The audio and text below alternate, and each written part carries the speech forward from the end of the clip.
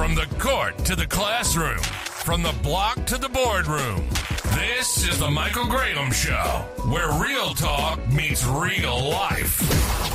Join Michael Graham as he breaks down the big issues: youth development, community programs, housing, jobs, and the challenges that shape us all. Loud, funny, real. The voices of experience from athletes, educators, advocates, and everyday warriors are all right here. This is where community comes to talk. This is the Michael Graham Show.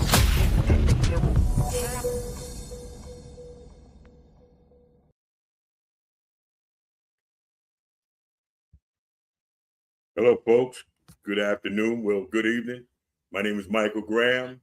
Today is March 31st, and tomorrow's a new month, new day for everybody.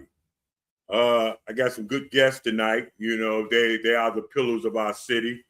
They're trying to help keep our youth in check. First of all, I want to bring on my host, Mr. Bobby Kinzer. He's the author of The Other Side of the Hoop, the European Experience. That's the book there. He can bring it on for you. Bobby, where are you, baby? Yeah. Okay, there you go. I'm here. How you doing, I'm man? everywhere. Where's your book, man? For some reason, this thing won't come on, man. I got this. Show the people your book. That's what I'm trying to advertise. The Other Side of the Hoop, the European Experience by Bobby Kinzer.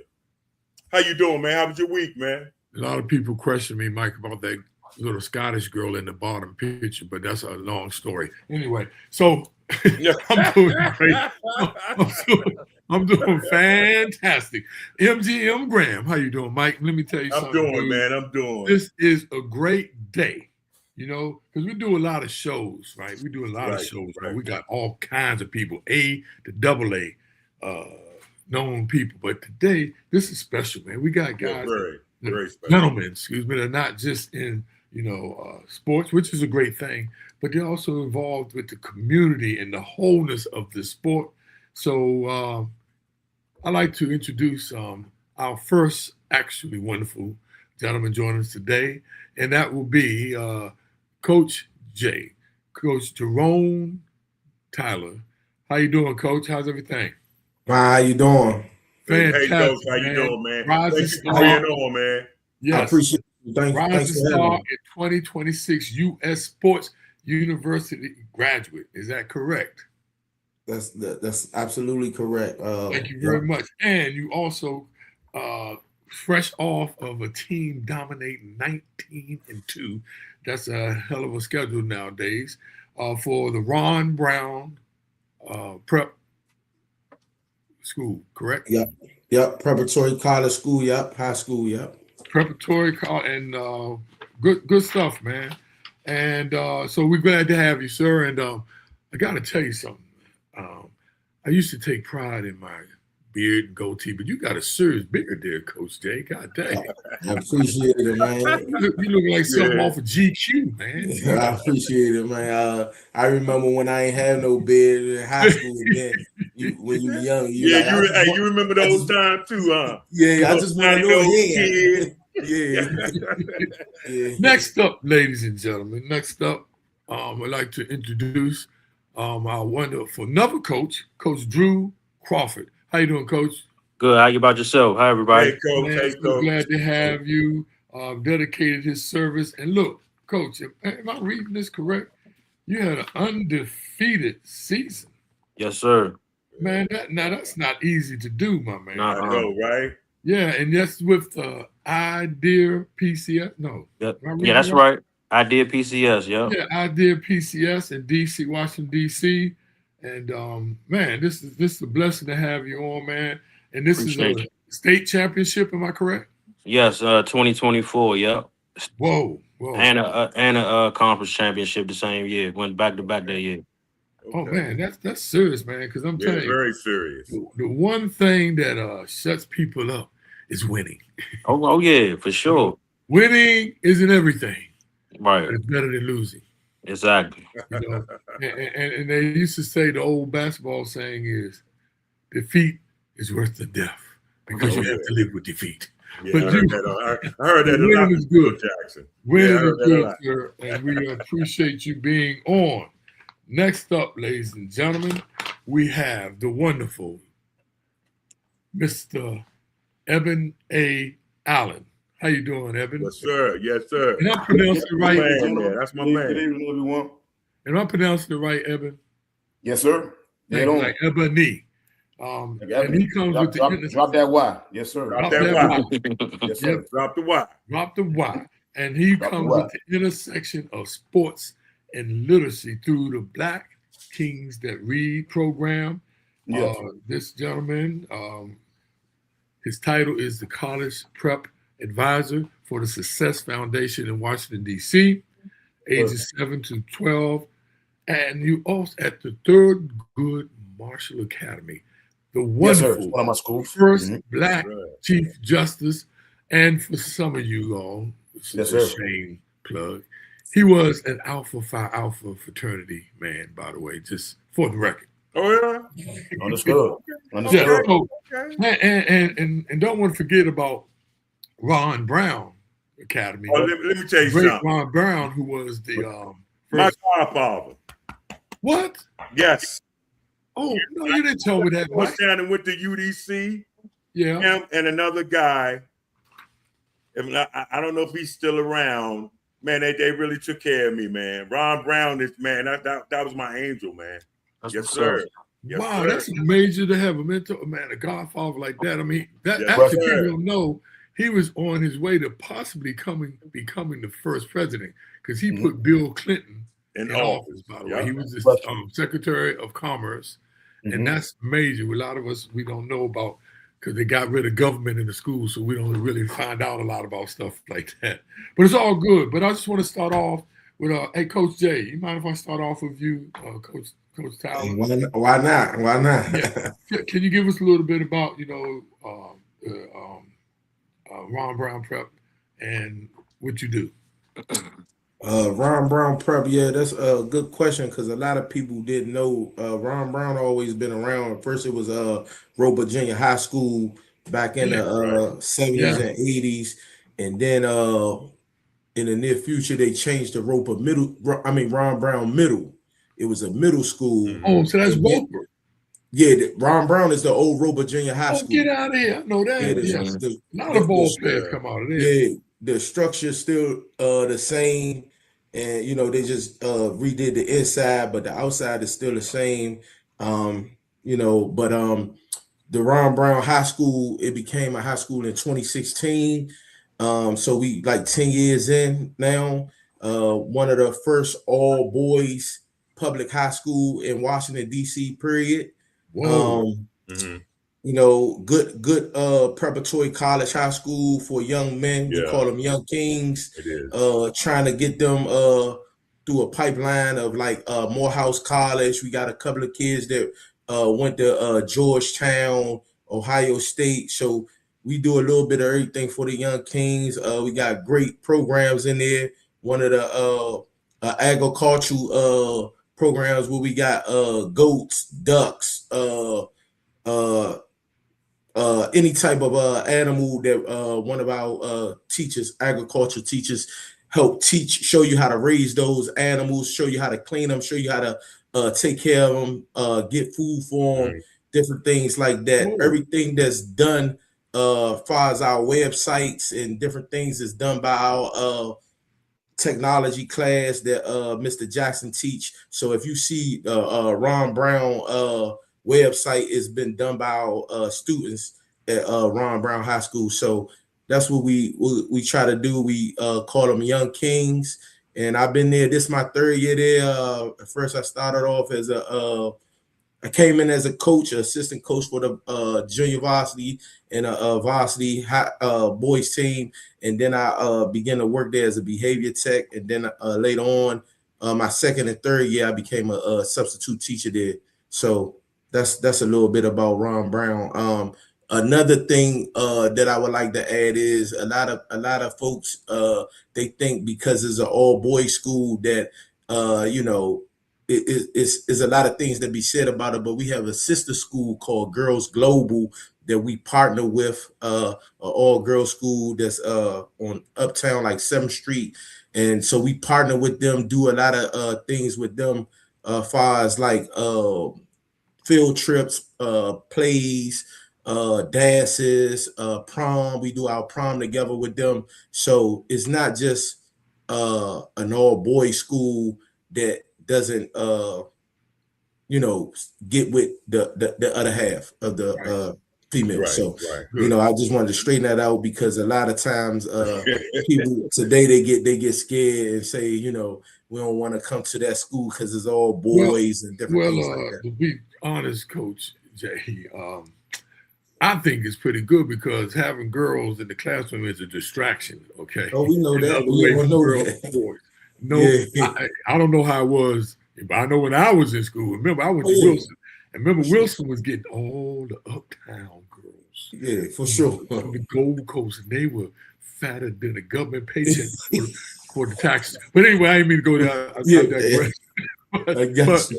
But Coach Jay, yes, sir. Let me ask you this, Coach Jay. You're fresh off your graduation and the dominant 19-2 season with the prep team. What's the biggest common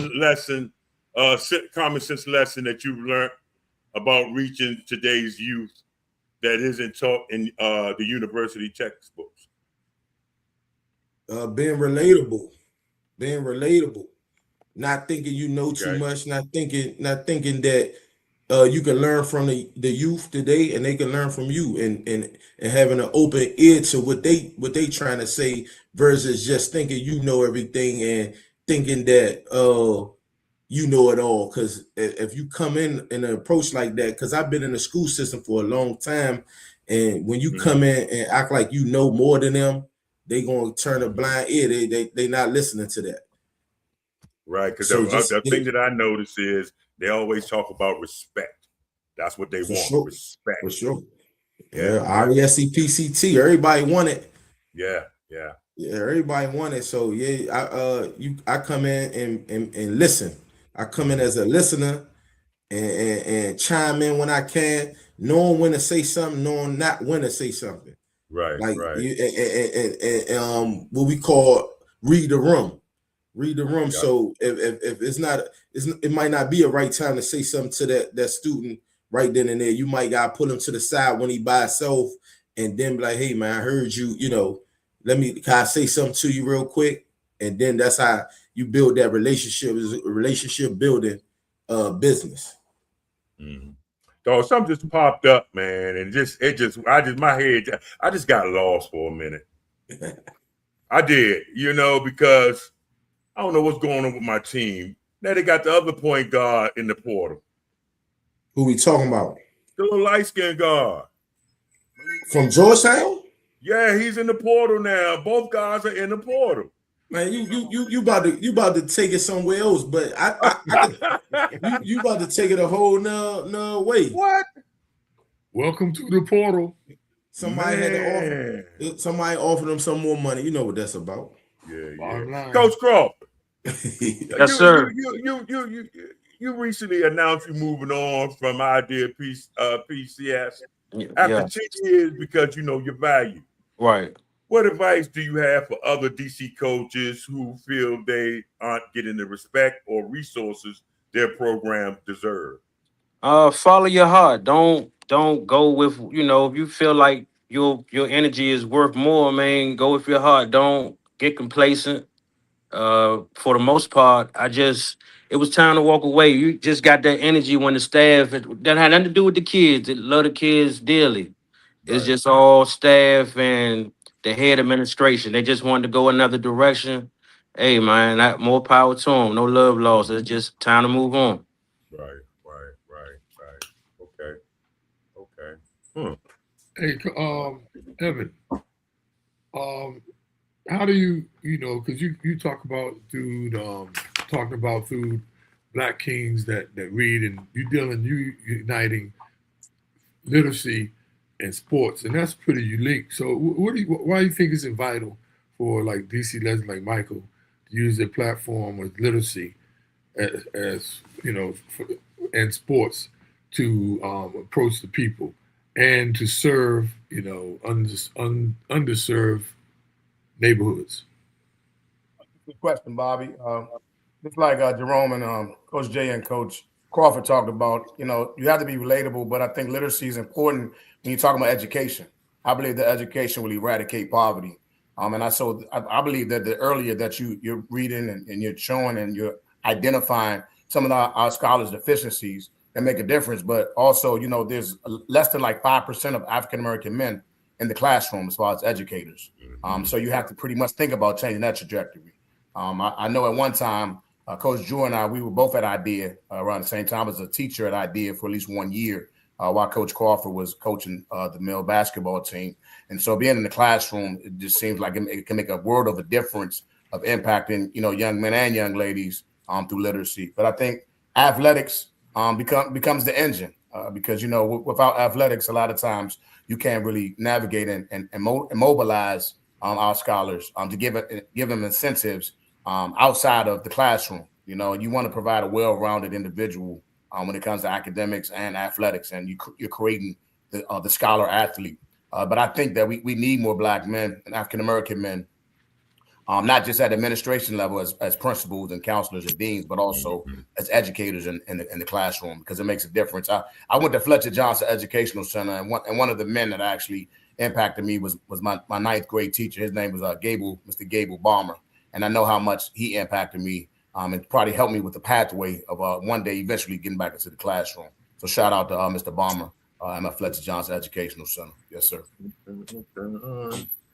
All right, Mr. Allen. Okay, as someone who has run for the office and worked on the front lines in Ward 7, what is one immediate policy change that you would provide everyone a shot at success in our underserved neighborhoods? Well, one, you would want to think about employment. We have to have a huge increase in employment opportunities and provide resources because, when families are not able to thrive and success through employment, nothing else you can't really move anything and actually provide for these families. And, I think for Ward 7, I believe the median income is only $40,000. In the city, it's like $90,000.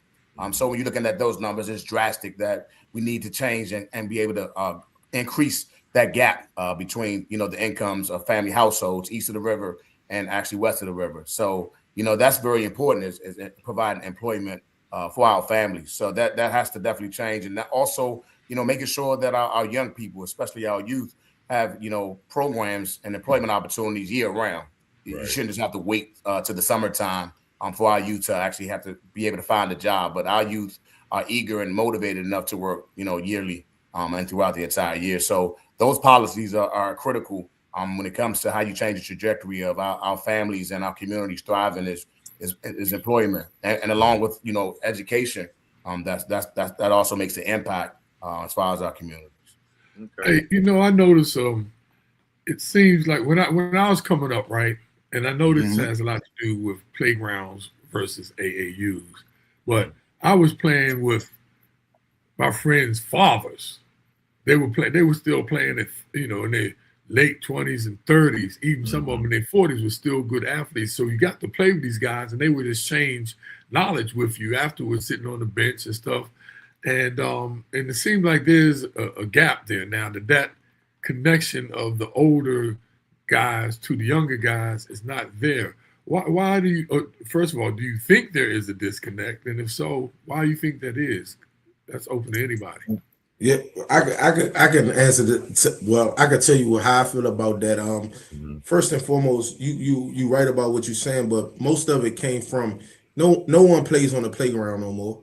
Right. No one goes outside and just go on a court and just actually shoot on their own, do everything on their own. I remember when I was younger, I would go down Watts and watch like you said, the famous Watts. Yeah. And play with the older guys. Sometimes you couldn't get on the court. Sometimes you had to wait. Sometimes you had to go on the far end of the basket, work on your game. And it was a process before you could get to play with the fathers that you're talking about. So you had to work your way up. The problem is these kids, they want everything handed to them. You got trainers and different things like that. But no one wants to go work on their own and shoot on their own. Learn how to dribble on their own and get rejected by the older guys and let them tell you, hey, you ain't ready to come on this court right here yet.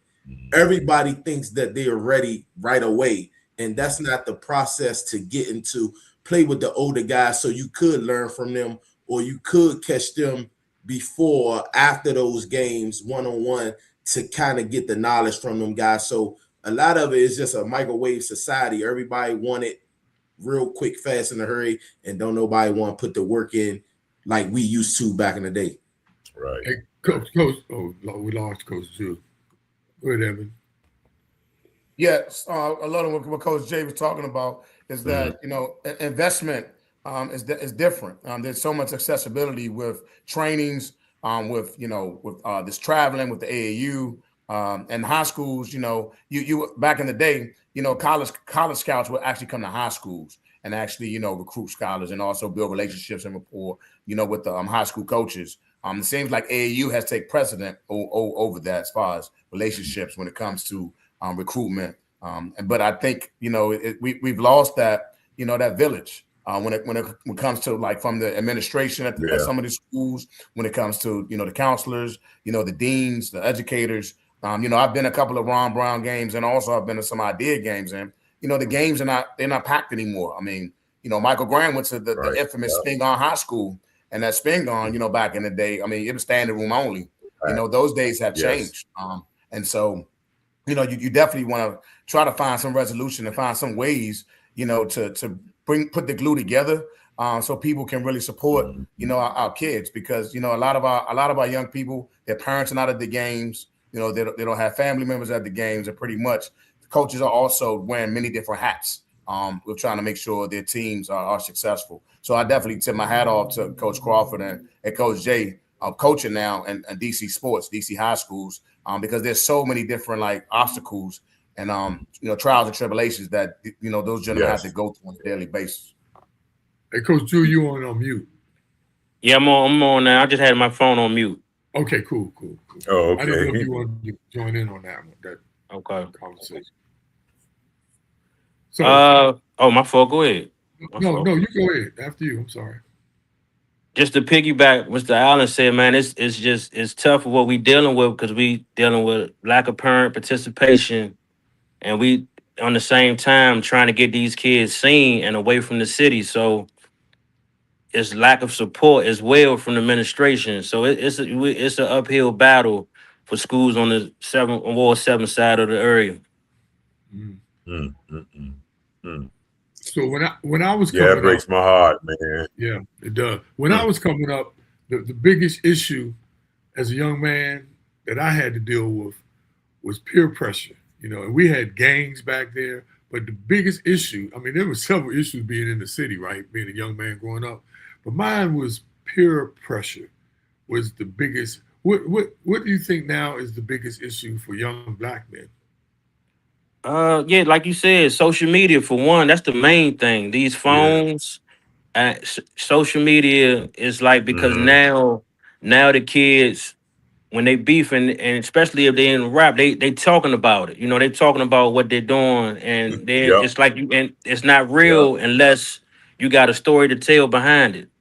So it's a lot, man. It's a different era now, different breed of kids, and it's not about the OGs can't talk to them. They don't even want to hear nothing about what the older guys got to say. Right. Yeah. So how can we reach them? How? I mean, what? I mean, I know we ain't gonna reach all of them, but even if we just reach one, I mean, what methods are out there that you use? That can keep them off the street, keep them from making that bad decision. Just out of trouble. Period, man.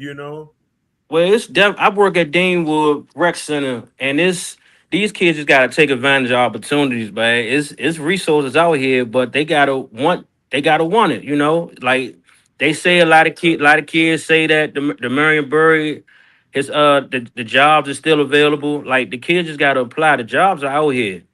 Now, if it's what the kid want, that's something different. And then it's like it takes a village with the kid, with the parents, and sometimes the parents is just as off as the kids. So that's what we dealing with, uphill battle. When you do try to discipline and get these kids together, the parents not really, they want it, but they don't hold nobody accountable for their action. Exactly. Wow. Yeah, sometimes like the chime in on that too. It's like the kids is telling the parents what to do. Like when I go out to like recruitment and different things like that, is well, this kid don't want to do it, and so that's a problem within what we got going on too. Because the kid is telling the parent, hey, I don't want to go there, or I don't want to do this, or I don't want to do that. And back in the day, we had no choice. Like you either was gonna do this way, or you wasn't gonna do it at all. Right. And yeah, it was a consequence behind everything, and so it is very difficult, especially when you got, and then like we wanted it more. Like I remember Bobby was saying, like, what is it? Like we wanted it. You gotta want it. Nobody on this panel can want it for the kid.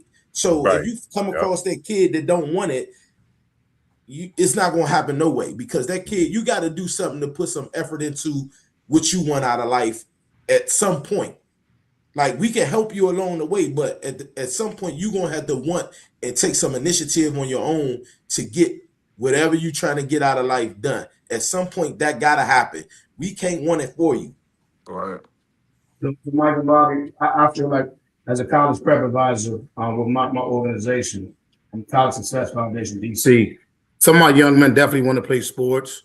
They have aspirations and dreams of becoming, athletes and going to college to play basketball. But then a lot of times I'm very realistic with them about what happens when the basketball stop bouncing, right? Or what if you're not able to ever pass the ball anymore?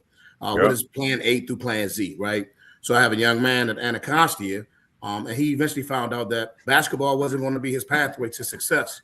And so we've taken some time, some one-on-one sessions, and we found out and identified with some of his career pathways, some of his career options. And I think, even as coaches, Coach Jay and Coach Crawford, they have heart-to-heart conversation, dialogue with these young men, because everybody, the portal has messed up so much when it comes to high school basketball and college basketball. So, we really have to be realistic with our young men. And when Coach Jay and Coach Crawford talks about giving those young men exposure, some of those young men have never stepped foot off within Washington, D.C.'s parameters, right? And so at least those young men will have the opportunity to know, I have a backup plan. I can go to college. I can have a different career. And so my young man that's at Anacostia, he had his final game last month, and now he's inspired to become a U.S. Marshal. But that's what it takes, right? It's navigating with these young men, and then just having more black men, not just within our schools, but then within our communities, our recreational centers. Not enough programs at our DPR rec centers. Not enough accessibility and programming. And I think we loved going to the Department of Parks and Rec when we were young, right? You had the Boys and Girls Club, all these Boys and Girls Club that were prevalent back in the day, So those times have changed, right? And so I remember, and Coach Jay went to Roper, I went to Fletcher Johnson, but we had coaches like Coach Brown that made sure he gave us life lessons, about the streets is a dead end, but these are some other options where you don't have to become a statistic. And I think if we continue to have brothers like Coach Crawford and Coach Jay being realistic with our young men and giving them the exposure opportunities, because these coaches also have a relationship with college coaches, right? Right. So a lot of times when, Coach Jay and Coach Crawford will tell you, some of the parents are like, well, how many kids can you actually get them into a college? Well, these coaches, they have relationships with some of these college coaches that can give these young men the opportunity to navigate outside the District of Columbia. So I believe also, if the DCIAA, Mike, if we can get it like how it was in the high again, and we can be a powerhouse and we can get the city title, but just play the best WCAC schools and the best schools in the country, so we can have some Malik Max, at Ron Brown, or we can have some Thomas Sorber at Idea Public Charter School. That's what it's going to take. Hey, Evan Allen, getting it back to where it was. I think I don't know, y'all. Y'all tell me if it's me. That's a lost cause. I think that bus has left the terminal. It's a catch-22, you all. It's the chicken or the egg, right? Because I hear a lot of older gentlemen, my age, really getting down hard on the young guys, especially when their pants were hanging and stuff. At least they're pulling their pants up now. But a lot of older guys get on them hard. And I'm finding out, because I teach financial education, a lot of times the parents, like you said before, these parents sometimes are the issues. But the problem is the parents never was parented. So they only know what they know, right? I'm not giving them an out, but it's so many issues, y'all. It's never one issue anyway to solve this problem. But one of them, to me, and y'all let me know if this is right. One of the main issues is, one, we got to have a conversation with these guys. You got to have a conversation. Because I know a lot of older guys, they say, man, I'm afraid that guy, head looking all wild, eyes looking wild, I'm afraid to talk to him. So they're not talking. But I believe it starts with a conversation. And then the other thing is, you said it before, is being able to provide options for them. Like the option no more is not the NBA. That used to be us. That was for us as a Black community to get out. It was sports. Now it's to me, it's like the tech industry and things like that. To get them, because they're all into that, and we need to shift our priorities. But tell me what y'all think about that. What do you think some of the options of getting them to? Because like I said, the old DCIAA, I wish we can go back. That usually things repeat themselves, but I don't think that's happening no time soon. But how do we get them on course is the question, I guess. I got what I would say. My grandmother used to say, "It ain't what you do, it's how you do it." You know what I mean? So each has their own style and how they did things. Like back in the day, you wore the afros and different things, and then in our and it was always a recycled bin. So it's just carrying yourself with respect. So knowing when to do what you do. You can wear your clothes how you want to wear them, but knowing that Mr. Johnson was right there, knowing when to take your head off when you going in the house, knowing when to do something, knowing how to act in front of that teacher, knowing how to act in front of the old lady or whatever. So it's not what you do, it's just how you do it. And so I think like with the DCIAA, we can't get back to maybe how it was back in the day, but they also need to do some things with catching up on some of their rules and how they go about different things, because the WCAC and the private schools and different things, they can go in different directions and recruit all over the city. The DCIAA and Charter League, you only can grab within your city. You know what I mean? And so when you competing with these schools and going against some of these schools that can recruit all over, it's not necessarily fair to be playing these teams like that. So to answer your question, how to get back to that, is about applying yourself with what's going on, what's new. Like years ago, we wasn't on the internet. You know what I'm saying? So now we learned the internet, and now we learn how to apply. That's why we got this show now. And we didn't have the internet, we wouldn't have this show not on the internet. We might have to do it on the radio. So it's just about how you applying yourself and how you adjust to what's new. Because if you don't do that, it's like, you gotta adjust. And then some things might come back around. And then you can teach that if it does. But if it doesn't, you just apply yourself with what's going on now. And again, learning and listening. Like, because you said the guy, he afraid to talk to some of the kids of how they look.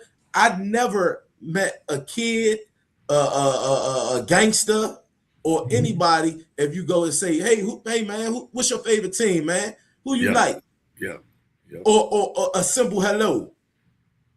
That'll take you a long way to even opening the gap to even speaking. And I do that all the time, even with people I don't know. Like they could have been trying to rob me, and now it's like, hey man, I like that cap you got on. And the next thing you know is a whole different situation. Yeah, that's good. That's good. That's good. I hit them with their little term, right?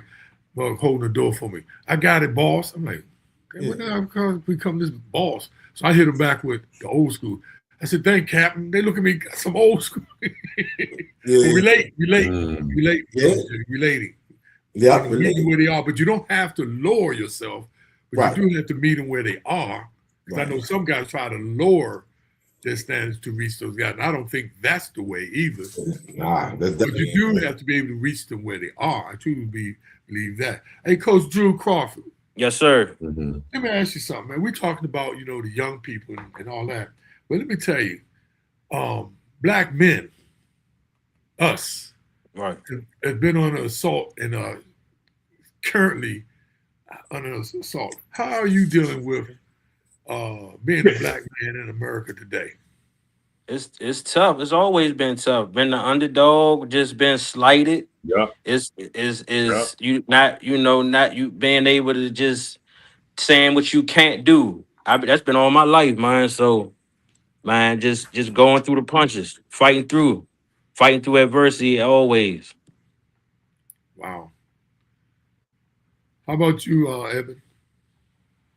How you dealing? Yeah, man. So your audio is gone a little bit wacky there.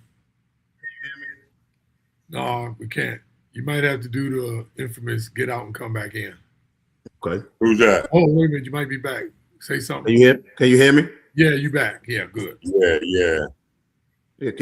Am I coming in clear now? Mm-hmm. Okay, excellent. Great question. Yeah, I can hear you clear. Yeah, I'm actually going through therapy right now, gentlemen. There's been a stigma about counseling and therapy, right? And so I'm trying to change the trajectory on black men seeking therapy, right?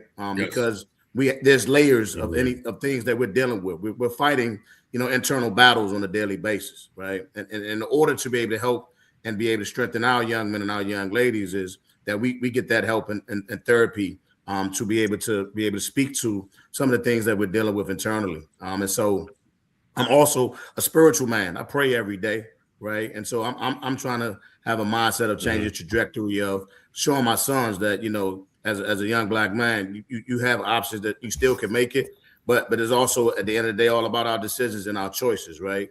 And so I think another way that we can help each other is checking in on each other, right? Yes. Sometimes we get so busy, we get busy with life and the obligations and responsibilities, but I think when brothers are finding time to check in on one another, sometimes that makes a difference because all of us, like Coach Crawford said, we're dealing with like mountains of trials and tribulations that we're trying to face. All of us are trying to make sure we make it home every day, right? That we make it home to our families, and to our wives, and and to our loved ones. So but for me, a praying man, but also that therapy I'm talking about is things when I talk to my therapist about, it's like takes me all the way back to childhood, right?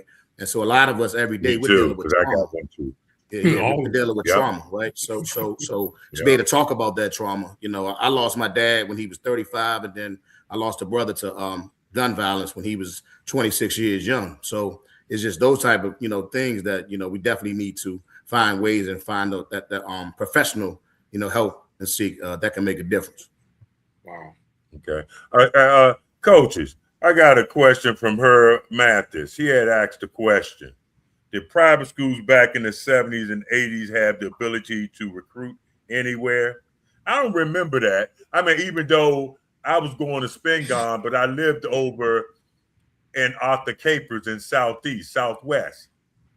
And I was going to Spingarn. So, I think it was a lot of guys. Because I know Spingarn had... It was. Spingarn had like 3 Maryland guys when I was playing. Yeah, because my uncle was Randolph Apple Milam. God rest his soul. Randolph. So, that's my uncle. That's my grandmother's.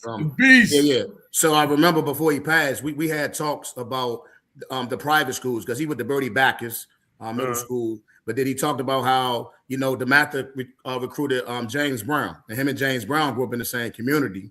And so he talked about how DeMatha also wanted him to come. But he said, I don't want to go to DeMatha. I want to go to McKinley Tech. So I believe even during that time frame, Mr. Graham, they were definitely recruiting in that era. And his magnificent, I think they called the Magnificent Seven. They end up beating DeMatha and James Brown one year. So sure did. They beat him one and lost him one, right? and the one they lost, James Brown didn't play, by the way. Hey, Evan, to your point, right? The private schools could recruit all over, but the public schools didn't. But how the public schools, Wilson, we had guys from, remember, we uptown Northwest, we had guys from Southwest, Southeast, Northeast, and people were playing the address game. If they had an aunt in the in Northwest, and that's how they were doing with the public schools. They were, using fake addresses, but they clamped that down. But yeah, they did, and that's a good question, Herb, because that's how it was.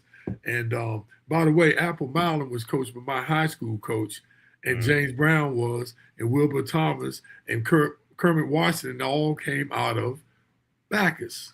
Kermit Washington with the Bacchus? Yes, but guess this. He didn't play. People don't know this.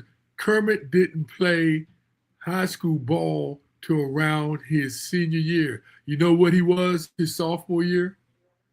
A drum major. We got to get him on here. We're going to have to get him on here. A drum major. Running past me. Kermit, he didn't even play at Bacchus. My coach was the coach, Don Fugel, who was a white guy, by the way. And let me tell y'all something. I got to get this off because I'm in therapy with this one. We at Wilson was the only team back in the 70s that had all black team with a white coach. There was no more white players. There was no white coach. So when we played at Blue and Spingarn, man, them mugs would terrorize us, man. Those just jumped on us up at Roosevelt. Y'all coming in with the white shadow. Yeah, with the white shadow. But Evan, I gotta say this real quick before it get past me.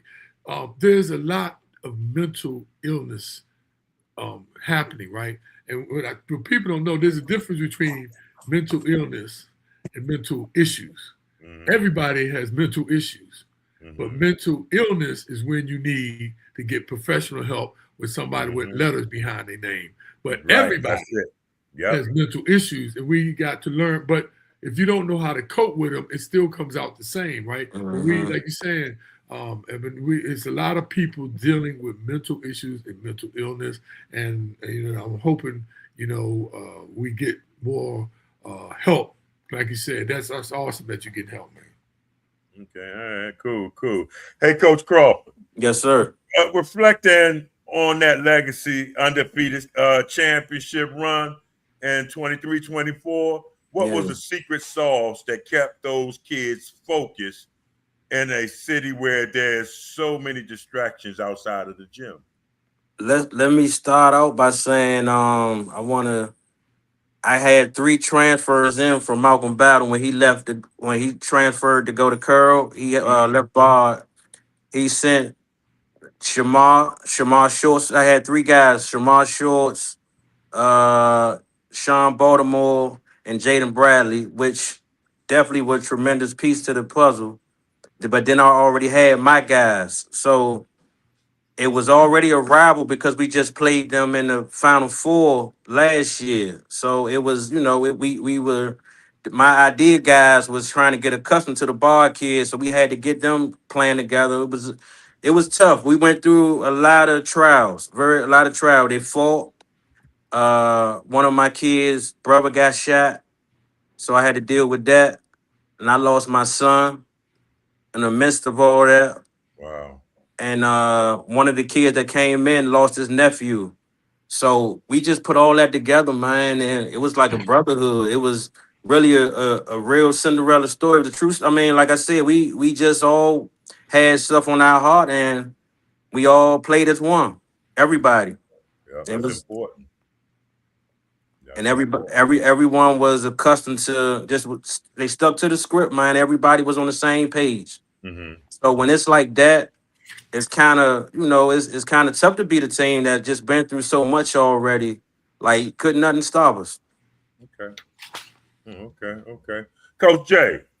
Yes, sir. As a young coach in the DCIAA, how do you balance teaching that old school physical toughness with the modern skill heavy game? How do you blend that in? It's tough because you especially with the boys side, because those young men come in thinking that they know everything. So you gotta get that out the way first. You gotta kind of teach them that they way ain't working. So once you break that down, then you start implementing your things in that can work, and then you take a little bit of what they was doing and say, well, look, if you mix this up with that, this is what you get. To kind of draw that fine line between, because every I don't care what boy you coach, he thinks he's the one. Everybody think they the one, so then you got to break all that down and get them to understand that, yeah, you might be the one, but you can't get this done without the other four. There you go. You can't get this done without the other four. So that's my secret ingredient. It ain't really no secret. It's just every coach know that you gotta kind of like what Coach Crawford said, like all those different personalities that he was dealing with, all these things that's going on. You gotta take that and throw it in the trash, and then blend your own blend in, and then now you start the roll. So that's how that go. Okay. And that's one of the oldest things. It's generational in basketball. And we used to call it, the old school guys used to call it, holding on to the ghost of Naismith. Most guys I knew thought they were better than they really were. Yeah, me too. Every one of them I know. And I'm seeing these guys in the over 60 league over there. Bennett started. And I remember them back in the 70s. Man, they talking about come on and play. Man, I'm not playing. Man, you can they were on the bench pulling pine, but now they start like they were like stars. I'm like, man, you gotta get them splinters out your behind. But I gotta get them boys proper. I go over there too. Shout out to the Simeon League, man. I'm impressed. I can't wait till because they respect the game, and I always looked up to the older guys, man. I feel like that's why I've been blessed with the game so much. Yeah. But I just can't wait till I get up there, because like I said, them games be more packed, and they support them rather than just these leagues, the regular man's league. So I really appreciate what they doing over there, man. Shout out to Poncho and all them guys over there, man. And Coach, too, don't get me wrong, I wasn't disparaging. Oh, I know. One or two players that swear they were like. I'm like, he's trying to tell me he was all Met. I said, man, I know the all Met team in 1975. Joe Tweet, Turk Cohen. You wasn't on that goddamn team. It was in his mind. His mind, I was all Met. It was like, then I would have made it. Oh man, I'll be laughing sometimes. Yeah, I love. Man, they be wanting to fight and everything. Oh yeah. But the good thing, like you said, dude, I see some of those guys that. I actually played against them, but still, man, and I'm getting to be 69. I'm like, whoa, man. So, and it's just good to see those guys. There's nothing like it, man. And may he rest in peace. Yeah, it is. Swells. See, I'm glad somebody's doing it. Rest in peace, Simeon Wade. Jesse Harrison. He was Jesse too, right? If y'all know Jesse, he was over there. So and we died off, y'all. All the soldiers died off. Hey, Ebbon, right quick, can I ask you one question, man? The legacy of Morehouse University. You went to Morehouse, am I correct? Correct. What year did you go to Morehouse? I was there from 1996. I took like 2 years off, and then I ended up finishing in 2004. It's still at Morehouse? Yes, sir. I took a little sabbatical, a break.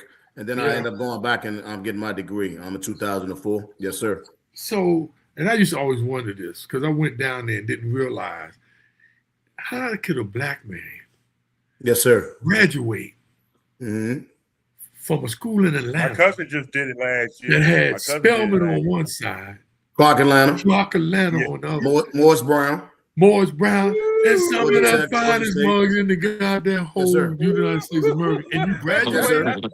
That's probably why you didn't graduate on time, isn't it? No, I'm just kidding. Right. But Morehouse, man, that experience. Yes, sir, Bob. Hey, look.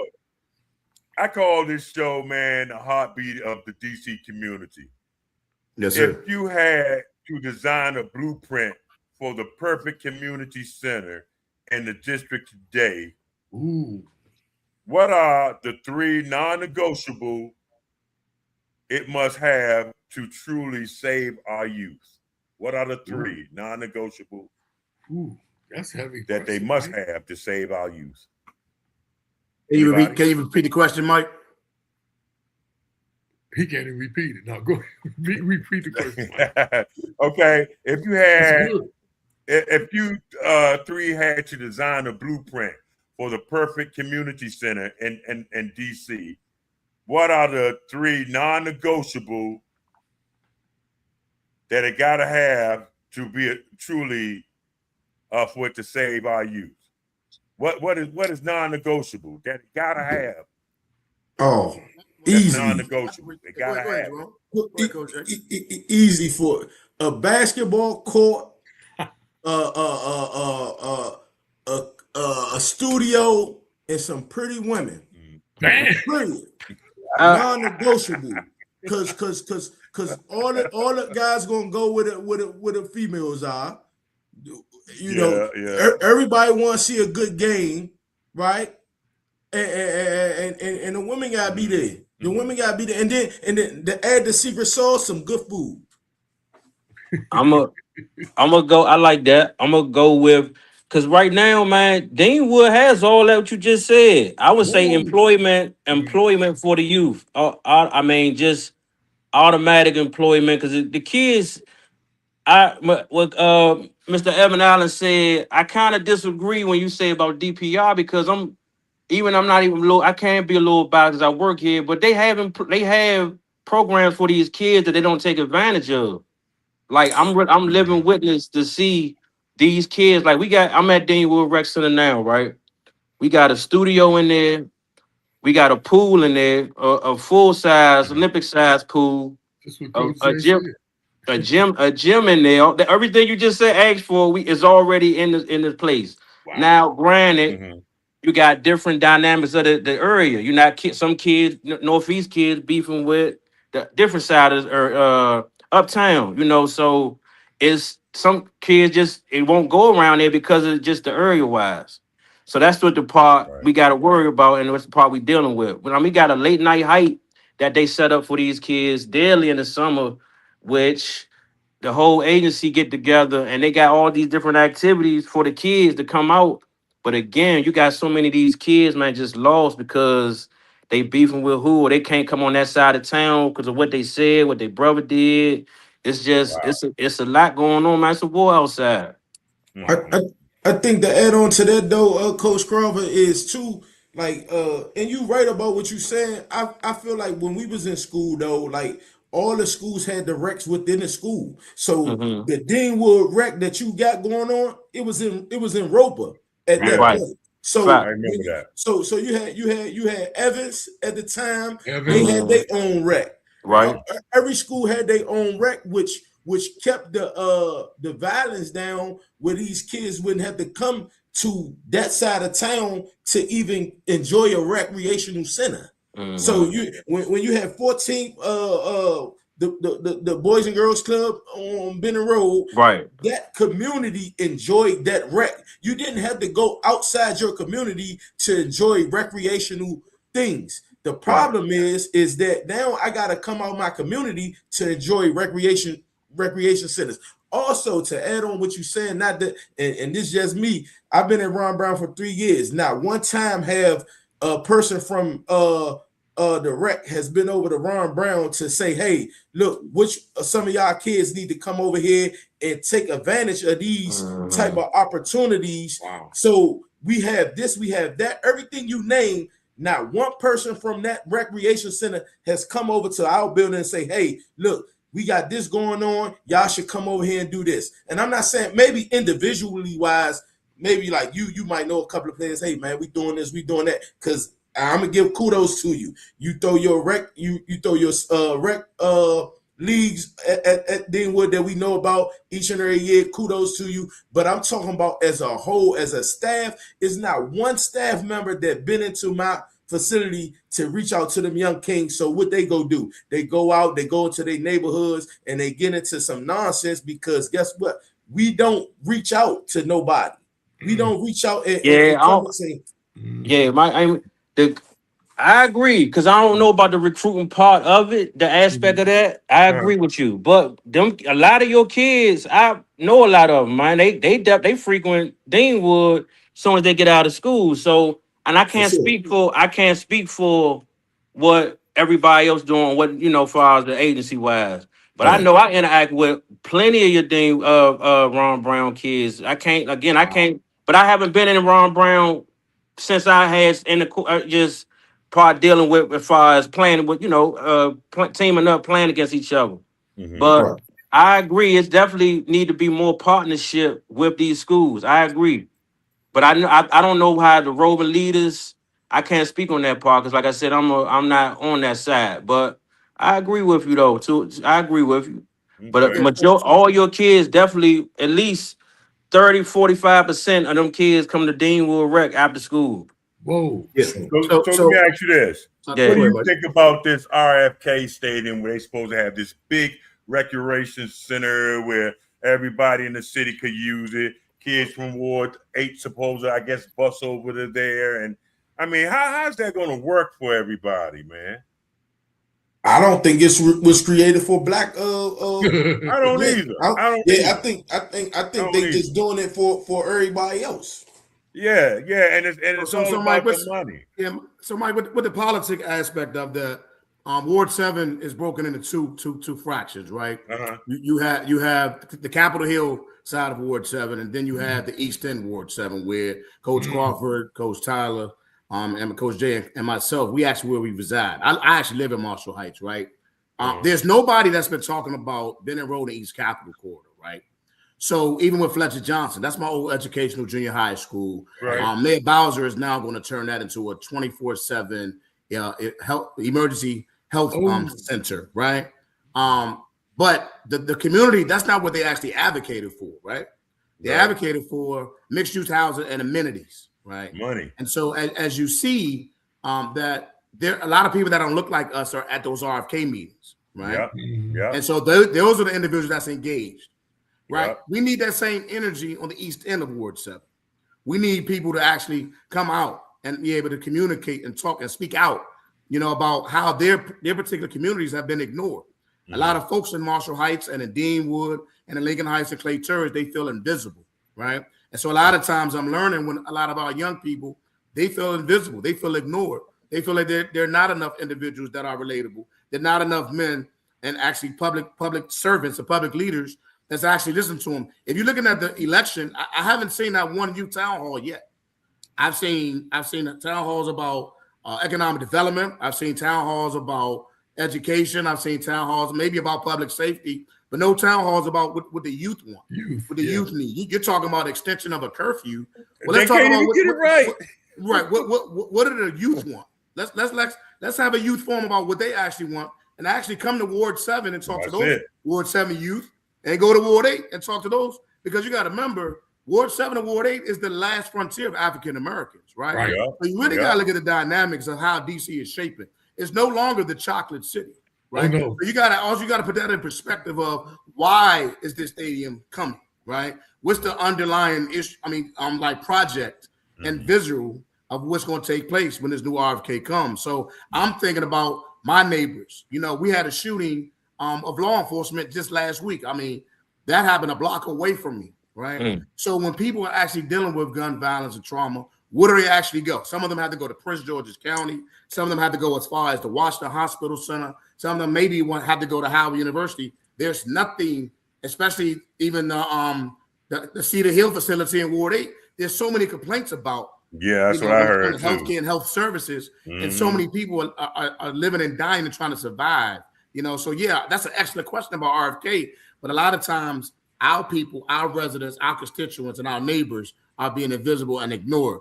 And to answer your question too, guys, I'm sorry to piggyback a little bit. That's backtrack. I'm listening to Coach Crawford and Coach Tyler about DPR recreational centers. I actually advocated for the Woody Ward Rec Center, right? Mike, you probably followed that. So I had to testify to Phil Mendelson, Councilman McDuffie, Councilman Vincent Gray at the time. And it was only actually two people that testified. That was Miss Jackie Miner and myself. And so That was actually for the Designation Act. If you guys know Woody Ward, God rest his soul, he was a pillar of the community. He was a father figure. He was a coach. He was a mentor. He played the NFL. And so that rec center, the advocate for that rec center speaks volumes. Because when I talk to kids in Marshall Heights and Deanwood and other surrounding communities, some of the students, even when I was working at Idea Public Charter School, some of the young ladies said that rec center doesn't even fit to be on this side because of the modernization, because of the renovation, because of the facilities, right? So my advocacy was all accounted for, and it was worth it. And so folks have interviewed me over the years about Woody Ward Rec Center, and like Coach Jay and Coach Crawford talked about, yes, we needed a studio. But I think the other two critical components when you talk about rec centers, Boys and Girls Club, is that some of these places can be open 24 hours, right? 24/7. Because at 3 or 4 o'clock in the morning, our kids, they're going to the Navy Yard. They have nowhere to go, right? Sometimes these kids have no parents, they have no guardians, and they're just looking for something to do. So if you have some of these rec centers that's open 24 hours, then at least give them an option, right? But also within these rec centers, let's get some of these young people certified, right? You have Baloo State, you have Theodore Roosevelt State, but when all of us were growing up, you had the Chamberlains, you had the Phelps, you had the M.M. Washington. So let's get our young people certified because everybody's not going to college. Let's look at your career pathways. Let's look at career technology and education, even at the middle school level, and provide these services for these kids and let the recreational centers have an open door so our kids have accessibility to that. That could be a game changer. A lot of times, I don't negate it with Coach Crawford is talking about what Deanwood is doing, but let's make sure that's equitable across the whole entire east of the river. Let's make sure all of that's taking place within Ward 7 and all that's taking place in Ward 8. Because the young men that's at Bennett Park, they're telling me they don't have those resources and opportunities to use the gymnasium and have those programs. So let's make it equitable and even out throughout all the entire, not just 7-8, but even throughout the entire nation's capital. That's going to be a game changer. That's just my belief. I know what this. I got it.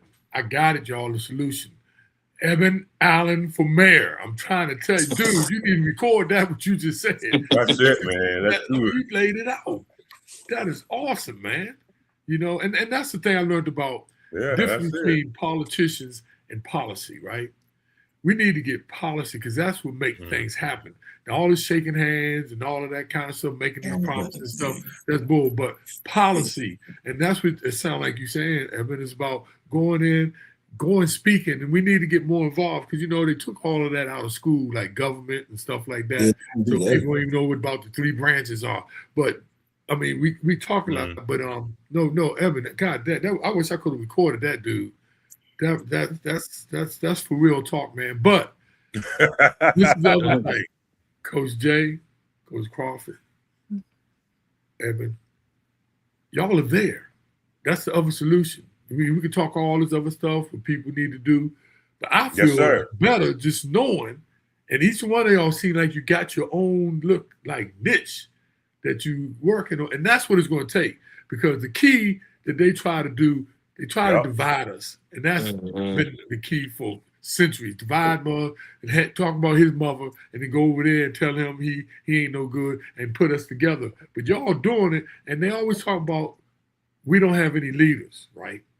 Like Martin Luther King, right? We don't have leaders like that anymore, but I think those days are over. We got leaders like you all, and y'all doing the work, and y'all together, but it's not like the old school where we coming together like the civil rights and locking arms and marching down the street. I think it's happening. A lot of people think we're jacked up. I mean, it's no question we got issues with Black people, but I think we're doing way better, and y'all help me on this, than what people are making out to be. Because I'm just talking to y'all, man. Y'all are part of the solution that we talked about. Yeah. And it's real, man. So I thank y'all for coming on, and I hope more people are watching this show because, you know, we always are talking sports, and I'm not against that. I'm a big sports guy. But today, you all, I got to tell y'all, this was a little different, and it was powerful, man. And I hope more people, and we do more. Yeah, like super, man. That's what we try to do here. You know, it's awesome, man. I'm just glad, man. I got hope. I might go out and watch them all. You know what I'm saying? Ungawa, Black Power. That's all. Right.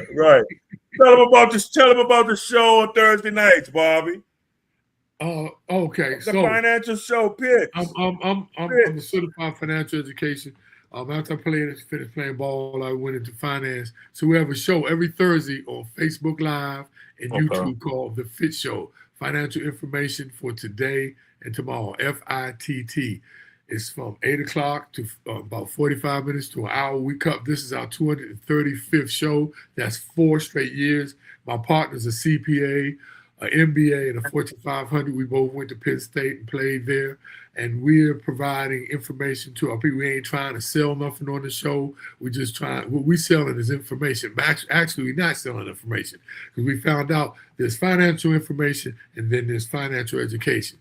Financial information is just exposure. People just talking, telling you about. But we teach financial education and hoping that we build critical thinking. We're hoping that we help people to make better, sound decisions and develop more healthy financial habits. So check it out every Thursday, The Fit Show, FITT, and it's really doing well. We're picking up a lot of people, man, because we trying to, we only know what we know, y'all. And we never had, when I played ball in Europe, I came out of a sociology degree and I didn't know nothing about finance. I wish I did because I blew a lot of money because I would play 8 months there and come back in the spring and summer in DC. And that's when the, go-go was hot. And I remember that. I was spinning. But anyway, now I know better. But anyway, that's the show. The Fit Show. Thanks, Mike, for the shameful plug. Thank you. Well, you done brought back memories. I remember when they had the man purse.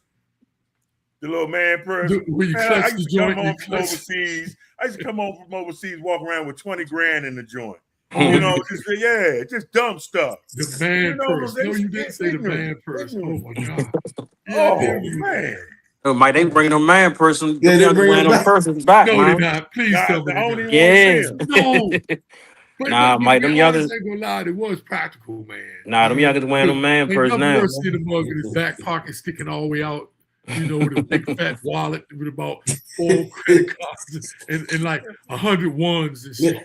Yeah, you can't hold 20 grand in a wallet. That's for sure. Stripper money there, 101. Stripper money there. Right. But things have changed, man. Thank God, man. Because I'm telling you, I remember. Hey, man, I want to thank y'all for coming on, man, because it was a super show and everything.